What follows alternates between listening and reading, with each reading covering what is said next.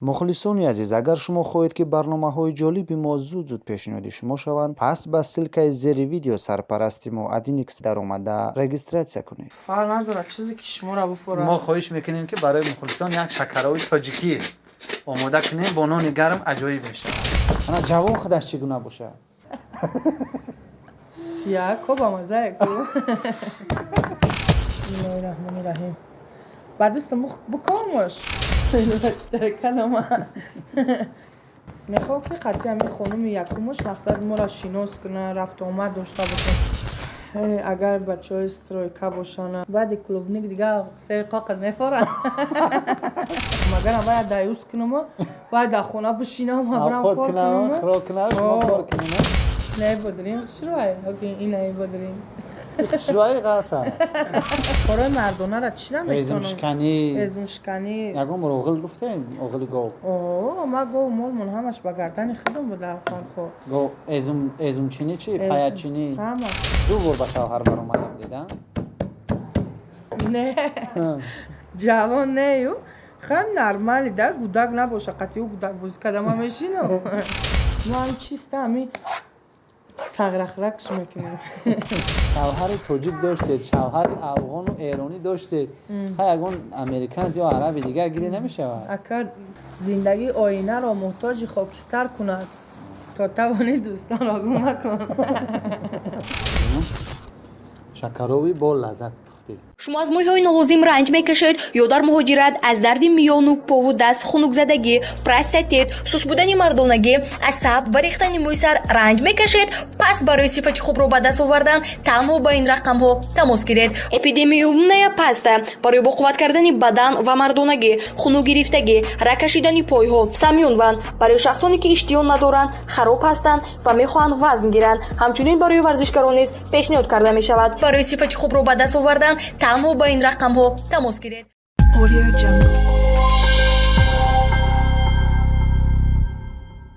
سلام مخلصان و بینندگان عزیز، برنامه نوبتی در مهمانی هنرمند است تقدیم شما از کانال توجیکان گروپ و با درخواست زیادی مخلصان این لحظه ها ما مهمانی خانه یکی از چهره های شناخته یوتیوب، بانوی خیلی زیبا و خوش صدا، آوازخوان جوان و خوش صدا رفعت جمشید میشویم و کوشش میکنیم که برنامه در مهمانی هنرمند رو خیلی جالب پیشنهاد شما کرده باشیم. شما از کانال ما دور نروید، زیرا لحظه های عجایب رو تنها در برنامه ما شما دیده میتوانید. رفعت بانو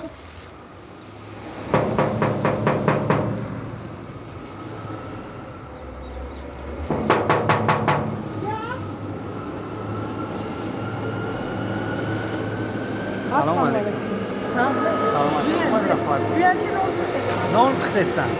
من مخلصان عزیز، بسیار بینندگان مخلصان میدونن که رفعت بانو خیلی چهره زیبا دارد، رقص های عجایب میکند و سرودهای دلنشین دارد. بغیر از این ما هنر کدبانو بودن او را این زمان میسنجیم و طبق گفتی او این زمان در دگدان، در چکدان نان میپزد و ما میرویم میبینیم که چگونه نان میپزد.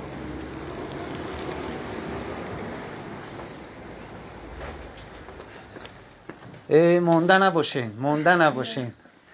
من مخلصان عزیز، چگونه که شما میبینید رفعت جمشید در چکدان نان میپزد، برای اکثر شما شاید که عجایب باشد که یک دختر خیلی زمانوی خیلی زیبا چگونه نان میپزد. من ببینید این نان رو خودتون پختین؟ بله. انیق؟ با انیقش چیه؟ و بسیار سراینده های ما از عهده پختن نان نمیبرایند، ولی میبینیم که شما خیلی نان های زیبایی به قول اوچگی پختید. از چند سالگی نان میپزید؟ از صنف هشتمی. از صنف 8 در چکدان. بله. چه با هر از زن توجیک باید کاری زنکی را بتونه؟ بله. در خونه خودتان نان میپزید؟ قشلاق بیام قطعی مادر بزرگ که هیچ کنه سه باید کم کاروش ارده میکنم. شما که نان گرم پختید، من فکر میکنم که برای مخلصان کدام نمودی خوراک را آماده میکنیم؟ فرق نداره چیزی که شما را بخوره. ما خواهش میکنیم که برای مخلصان یک شکرهای تاجیکی آماده کنیم با نان گرم عجایب می شود. ما شکرهای تاجیکشانه میدونم که شکرهای فرخوری میتونم شکرهای فرخوری گم نیست. زنده بشود. باشید. و مخلصان عزیز، رفعت جمشید برای شما این لحظه ها یک شکرهای فرخوری آماده میکند. شما از کانال ما دور نروید و میبینیم که رفعت بانو الک قریب شدن اونها هم. بله. هم دوسته تدیگش مونده میکنیم تمام. بعد از پای آماده کردن شکر رو میشویم. میرویم.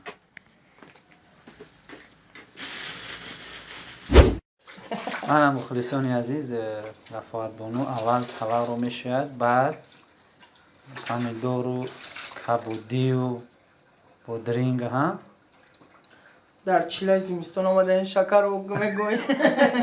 شکر و قروتا هم زمستون دا میکنن. من رفعت بانو کبودی رو با همراهی پیاز و پامیدور و پودرینگ اول شسته پاکیزه میکنم، بعدا از پای آماده کردن شکر رو میشویم. دوستم یخ کرد آماده. یخ کرد. باید قایدش باید اما خونه خطی بشه. فکر رفعت نخونه خشتمنده. تصور که خزمان میکنم اونجا در سرم نمیداد شما. نمیکردی اونجا در چی؟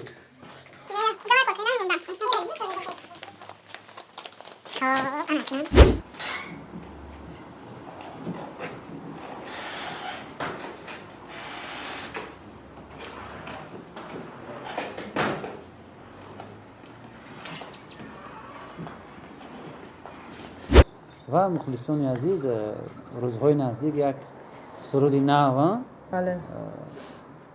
آماده کردیم برای رفعت بانو. سرودی بین نهایت عجایب. ما یوز که میگیم، شما چه خیلی میگین؟ الا بلا گیلا بلده. همون ترانه عجایب زمانوی پیشنهاد مخلصان کرده می شود از کانال خود ما تاجیکون گروپ. بله. و نوار میگیرم، باوری دارم که و شما خیلی پسند میاد.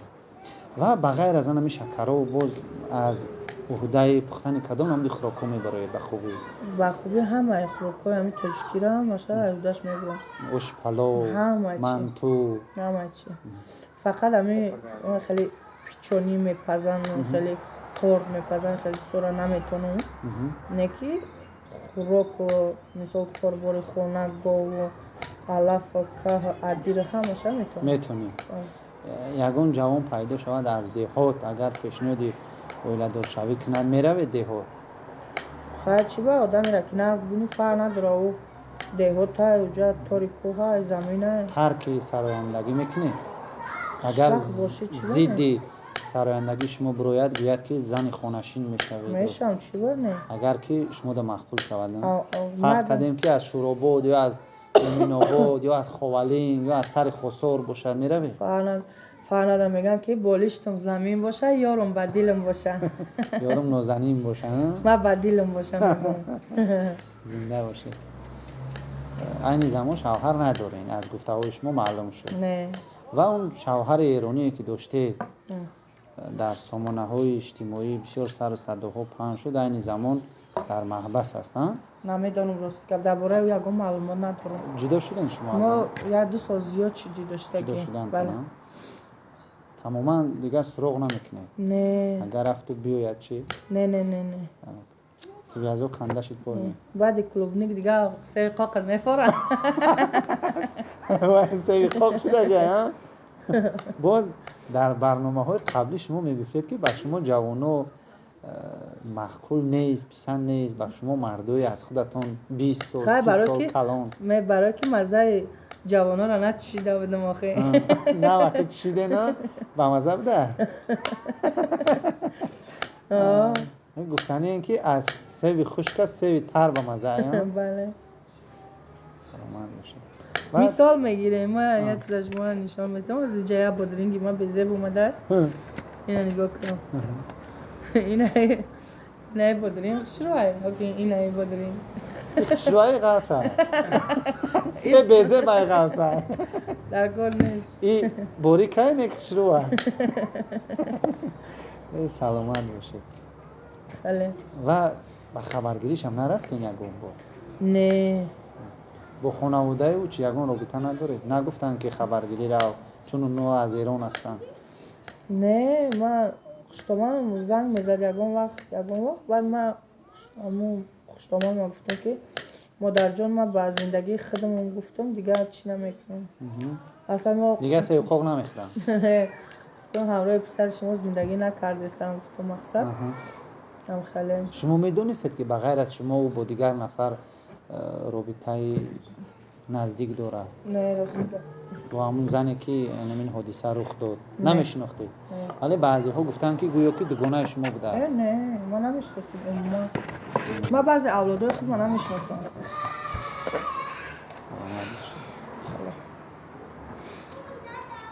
با چه سوال داره تست که اوقات تیار شد.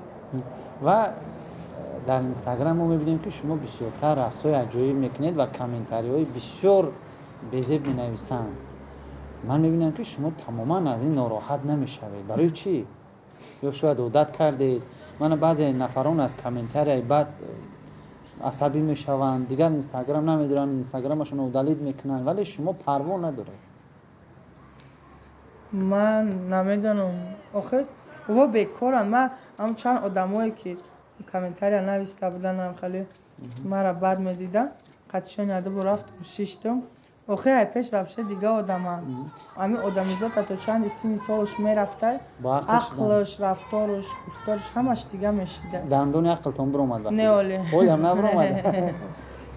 برای هم قدر مرا مثال هر یک کارده خودم عقل دارم ده پیش وقت چی خیلی ویدیو میکردم موزه چی وقت چی خیلی نه میبینیم که در کانال سمندر کچک شما در فیلم های خردی نمی اپیزود های فیلم های تربیوی بازی نقش میآفرید. بله با دعوت سمندر کچک است. بله همه هر یک سناریویی که سمندر مثال می نویسه تیار میکنم میارم در پیشنهاد میکنم من میبینم مبلغ پرداخت میکنن یا رایگان بازی میکنن؟ نه رایگان. ما در یگان چی با ما بازی میکنم قرار میشتم گاب گناه میگیرم با رایگان بازی کنم. یعنی با شما حق خدمت طلب میدید؟ بله. و از روی شنیدم شما بغیر از هنر رقاصگی و آوازخوانی و من کدبانو بودم باز اینچنین دوزنده خوب هم هستید. این راست است؟ بله.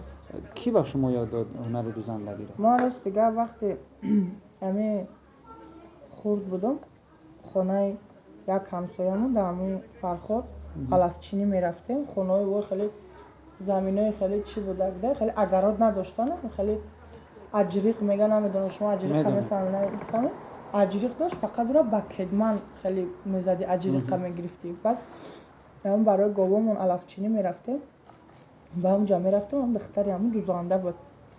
بعد قبچه هر بگاید دو قبچه باید علف میبردم خونه برای که شما را یا علفچینی میومده؟ نه علفچینی برای گاوامون میرفتم همون خونه هم و بعد همون سالا دختری همون همسایه‌مون خونه همون خیلی دور بوده پیاده میرفتیم. بعد دوزنده بود. این در کدام دیه فرخار بود؟ در مون ناحیه فرخار در مرکز ناحیه. بعد همه قبچه ها ما تیز پر میکردم علف همه چینم پر میکردم بعد میرفتم در پیش هم دختری همسایه‌مون میشیشتم و دوزنده بود. اون سالا خیلی ماشین‌های سویتی هر کس نداشتن. اون وقتا ماشینای خیلی با دست تا میدادی و بعد بویان هم بوده پاکی خیلی پاک میکردی. بعد میرفتم در پیش اول میشیشتم نگاه میکردم قریب یک 20 روز 25 روز هم خیلی میرفتم میشیشتم نگاه میکردم.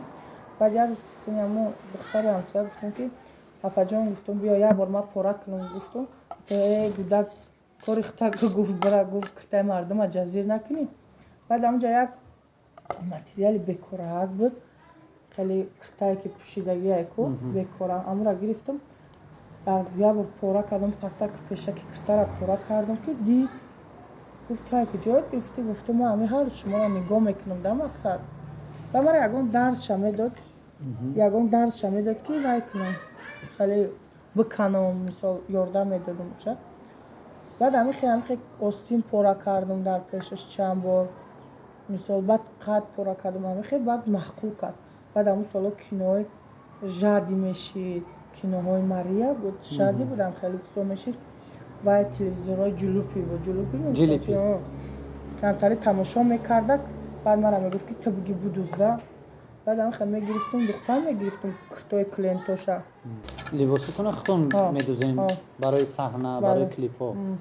و نمیشود که از رقاصگی و از سرایندگی در امروز دوزنده ها خیلی درآمد خوب دارن، ترک صحنه کنید دوزنده شود؟ نه میشود و اکو چه بگم، سرایندگی رو بیشتر دوست می‌داره نظر به دوزندگی؟ سرایندگی را بیشتر نه، صنعت یا چیزی هست که اون را بس کردن نمیشه، دشوار است ترک کردن.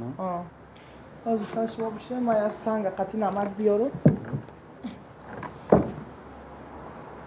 و مخلصان عزیز، چگونه که شما شاهد هستید بعضی نفران در کامنتار یا هر گونه سخن‌های قبیح می‌نویسند، ولی ببینید که یک دختره که امروز در شهر زندگی می‌کند ولی اصل از دهات است، چقدر هنرها دارد و چقدر دختری خوش صحبت و خوش معامله و خیلی خاکسار و عادی میباشد و حتی آماده است که برای خوشبختی شده، برای عائله شده ترک صحنه کند اگر که همون جوانمردی آرزوهای دلش رو پیدا کند. همین خیلی؟ بله. اول نمک میکنیم ها؟ بله. بعد میچکیم. بعد برای چی میچکیم؟ سم میزنیم؟ سمش میزنیم. برای چی؟ یعنی برای چی میچکین شکل؟ این یکا همون باباشید اومدگی یکی همین یعنی باید نمیدونم من برای معده شدن شیره دادن و با مزه شدنش من خیلی میدونیم با چی فکر میکنم. خیلی من گفتم که شما میدونین یا نه؟ توقی بابایی، شکرهای بابایی من ندونم میکنم. این همه کارش چپ دست بده ها؟ چپ دست. دو بار به شوهر برآمدم دیدم. یک بار در دهه و دویم بار با همون مردی ایرانی. بسیار مخلصان میگن که شوهر افغان هم داشت. خلبه داشتم و خیمت که مردم بدونه زندگی مرا پس که اگر پیام مردم شوهر تاجیک داشتید، شوهر افغان و ایرانی داشتید، خیلی اگون امریکانز یا عربی دیگه گیری نمیشود. اکر هم خیلی پلان داشته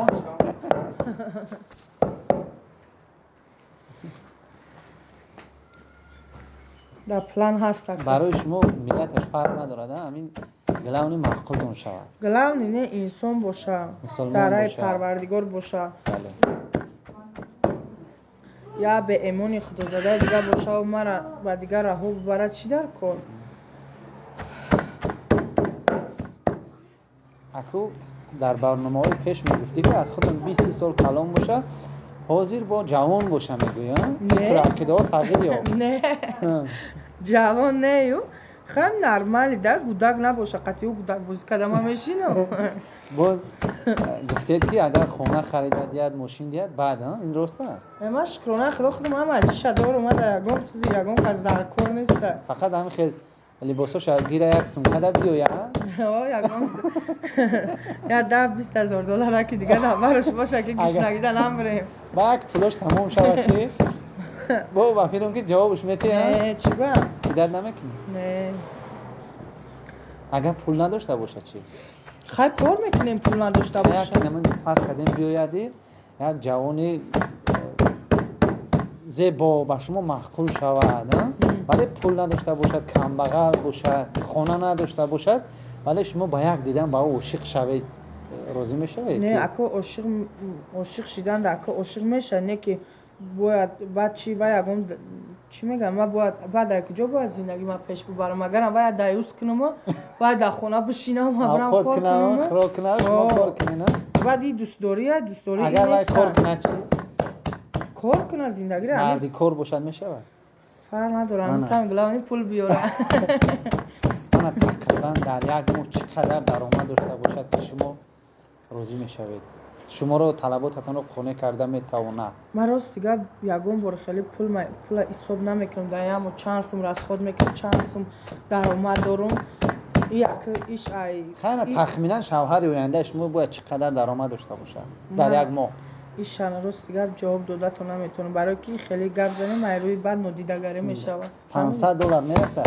زیادی میکنه. زیادی میکنه. من یه سر قاق خدمت $500 چیه؟ مخلصان عزیز نفرانی که درآمد یک ماهتون زیاده از $500 باشد برنامه انا کو مبلغش معلوم شد. انا جوان خودش چگونه باشه؟ منم شاخ داشته باشه. شاخ بزنه. خیلی باشه جوان. قد بلند باشه، قد پست باشه، چند ساله باشه. من فرق ندارم. من خیلی چیزا را فکر نمیکنم. اگر سیب سیاه باشه چی؟ سیاه کو با مزه کو. یعنی رنگش فرق نداره نه. سیاه با من سیاه شانسی بیشتر دارین شما. ولی مخلصا تماشا میگن که انی خزانی برنامه برافت شو میوان. شب دوای پژه نیمسه برنامه دوای پژه نیمسه. مسکو اونجا رفته استم میگم که برم اونجا بگم که دوای. یکی مسکو دا سیاه کم اونجا فقط کولیا و ساشا و یکی توجیکا هم بسیارن. بوریا و بخا و جونیک. جونز. اگر زنی دوم پیش نکنن چی؟ زنی دوم پیش میگفتید که میشوام اگر که خونه و ماشین امتیاز چی؟ نه اکو مور با فکرم که زنی یکم دیگه هیچکی نمیگیره. برای چی؟ کاری محاله. برای چی میگیره؟ برای که من خودم یکم زن یکم شدن نمیخوام. یک و دویمش که مثلا بچه یوش گرفتن نمیخوام. برای که میترسید که به قدر شما نمیرسد شما رو در نیمه راه میپرسید. بله. از همین خاطر نمیخوام. بله. زن دیگه میخوام شدن. میخوام نه که با اون شرطی که میخوام که قطعی همین خانم یکمش مقصد ما را شناس کنه، رفت آمد داشته باشیم بین ما، زید نباشه جنگ و دعوا و زید نباشه. فرزند ندارید شما؟ نه. من مخلصان عزیز رفاعت بانو آموده است که زن دویم هم شود اگر که زن اوله همون مرد راضی باشد. بله. برای که اکثریت زنای مردکای ما ای زنای یکمشون مخفی میکنن همین زن دویم بعد میتونه که جدا شوند. برای که زن یکم اگر بگه که مثال میگیرم که این بسیار نیست؟ نه. تلخ نمیشود؟ چی تلخ نمیشود؟ باش. یگان چی نمیشود؟ برنده کاری خود که برندگی تکیه.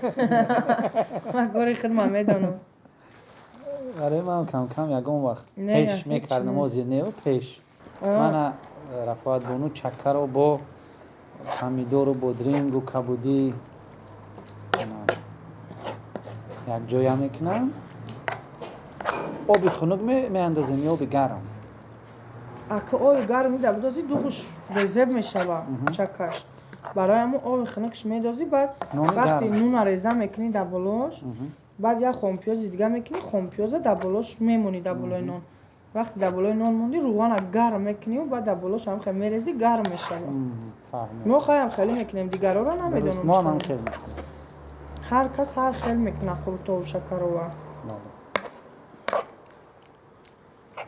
ما هم چیسته همی سغرخرکش میکنیم. نون کندی و ریزه میکنیم میخوری دیگه. مخلصان عزیز ببینید که رفاعت بانو از عهده همه کار خانه به خوبی میبرایم. با فیلم کارهای مردانه را نمیتونه نه؟ کارهای مردانه را چی نمیتونم؟ ازم شکنی یکم بر اوغل گفته اوغل گاو.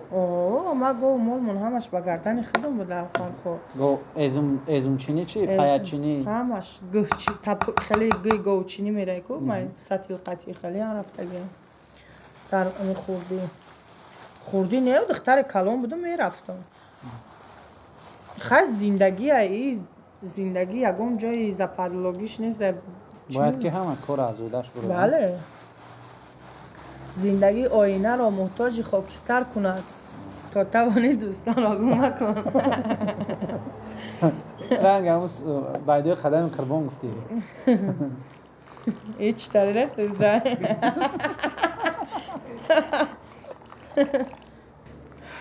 اگر بچه های استرویکا باشن یا که بچه های استرویکا باشن غریبا بعد گوه تپک میکنی خیلی همه کسا و بعد اون وقت چه گشنه سخت میشه بعدی باشه اونو گرم ریزه کنی و بعد رفعات فیروت کنی منم بر نزدیکی رسی هم میرود غریبایی که در استرویکا کار میکنین یک روزا زنگ زنه خبرش کنین میاد شما در حتما. شکرو میکنن حتما. شکروی فرخوری همش ده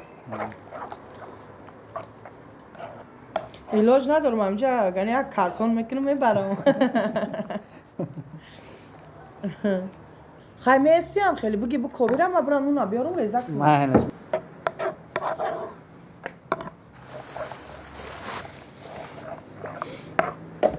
شروب کوبش رنگی چخچو میگم خیلی میکنم از مسکوش میبروید مخلصی عزیز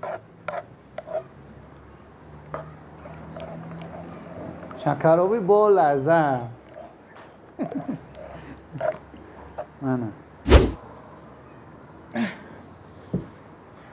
اینو نچتره کنم شروب کفتیش گفتم شو همه نقرنگو قریب مسکوش ببروید منه مخلصی عزیز شکروی رفاعت بانو نیست آماده شد بسم الله الرحمن الرحیم بعد است بکامش ما خیلی بعد است میکوبیم اگه با ما مثلی بیش کم ده نه مامای ما خیلی میکنشن بعد پیازه کدومی که خیلی نمی خیلی روغن قطعی میفروش پیازه میگیره در بولوش میریزه و بعد روغن میچوشش بعد اون وقت گرم میشه و شکر بله